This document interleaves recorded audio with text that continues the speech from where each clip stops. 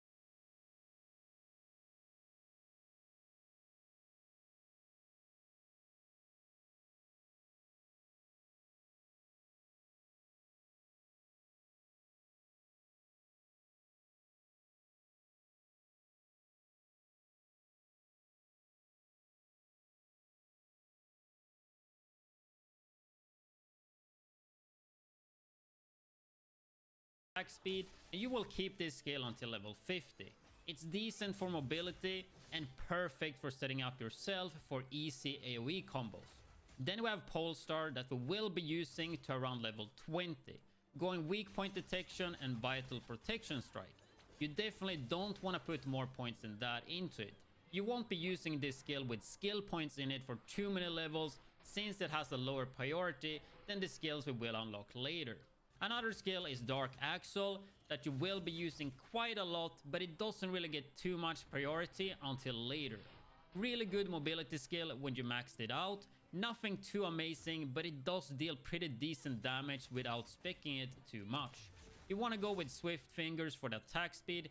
tenacity for the push immunity, and then later on high axle, making it a really good mobility skill. At level 14, you will get Soul Absorber, which is an amazing charge up skill. This is the skill that you want to max out first. So go with Swift Fingers, Fist of Darkness, and finally Have. At level 20, you get Earth Cleaver, which is a pretty good skill. I would say this is more of a filler skill though, and it doesn't have super high priority, but it's definitely a skill to keep in your arsenal. I wouldn't expect more than 4 points by leveling though, just get pushed if you have some extra points. Whenever you reach level 24, you will get a skill called Moonlight Sonic, which is insane, and you're gonna feel a crazy power spike right here. It's amazing for AoE and also amazing for single target damage. In my opinion, this is the best skill you will have until level 50, so whenever you unlock the skill, make sure you max it out, and that means you have to take points from like Soul Absorber and other skills to put into this one to get it max. I will go through more of that later on though, so don't worry. So when it comes to the tiers, you want to pick Fist of Darkness, then Sustain Enhancement is definitely the best option here, no doubt about that.